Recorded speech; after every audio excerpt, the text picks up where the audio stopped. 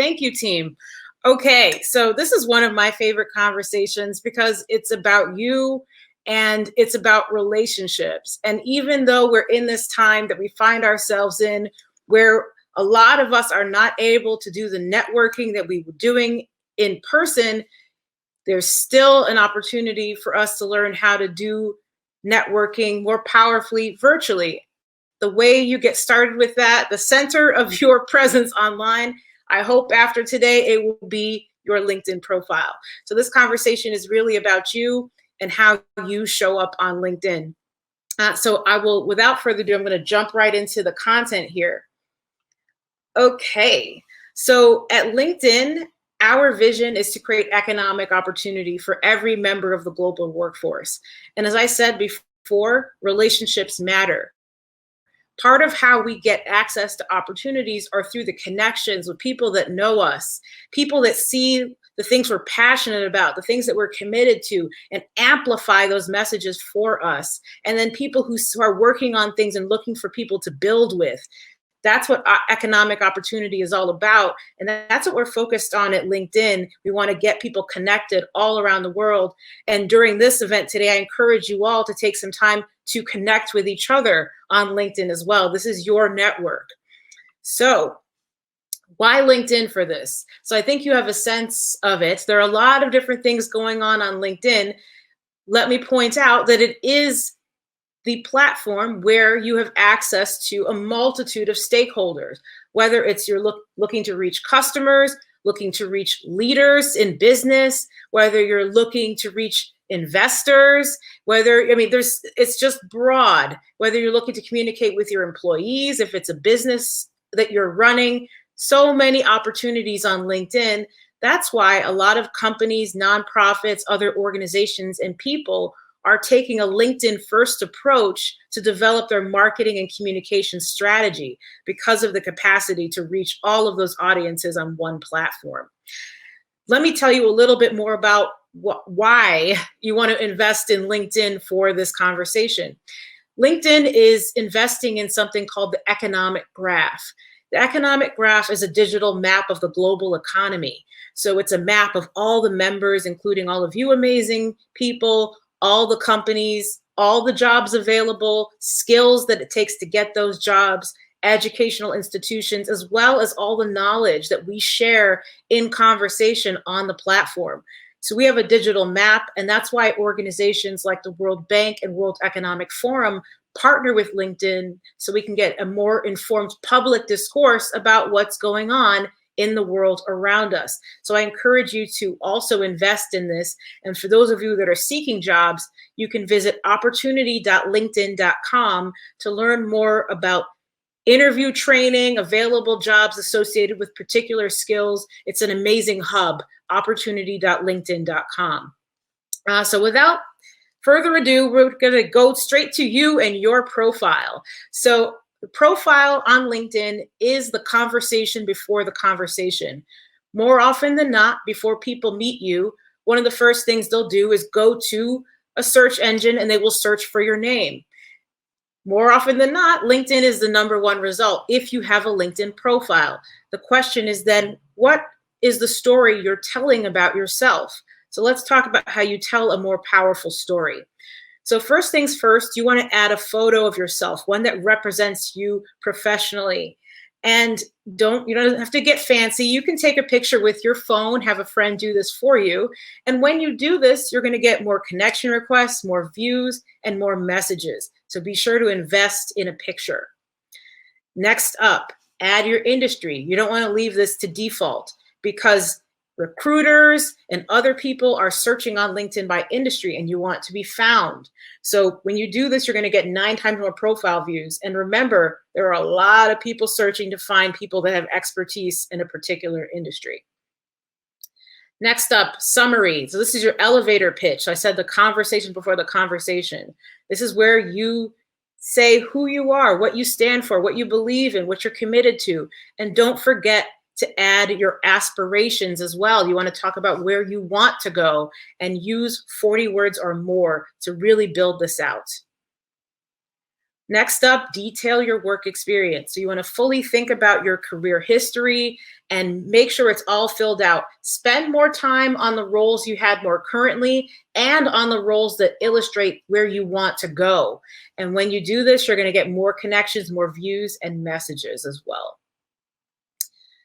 And then this is not a static resume. This is a living, moving, breathing, well, maybe not breathing, but it's moving. And you want to keep it up to date and tell the story visually of what you're up to.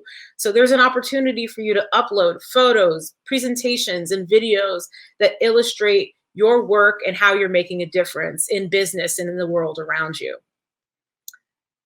And then we're all doing amazing work and supporting communities. So volunteer experience also adds a ton of value here, and you're going to get 6 times more profile views when you share this information. Finally, making sure you're adding skills and getting endorsed for those skills. So this is a great way to illustrate your talent, and LinkedIn will automatically highlight the skills that your connections are endorsing you for.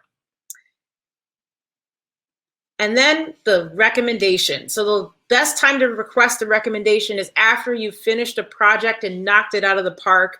You want to ask for recommendations so people can see the value you've created and the credibility you get when amazing people recommend you.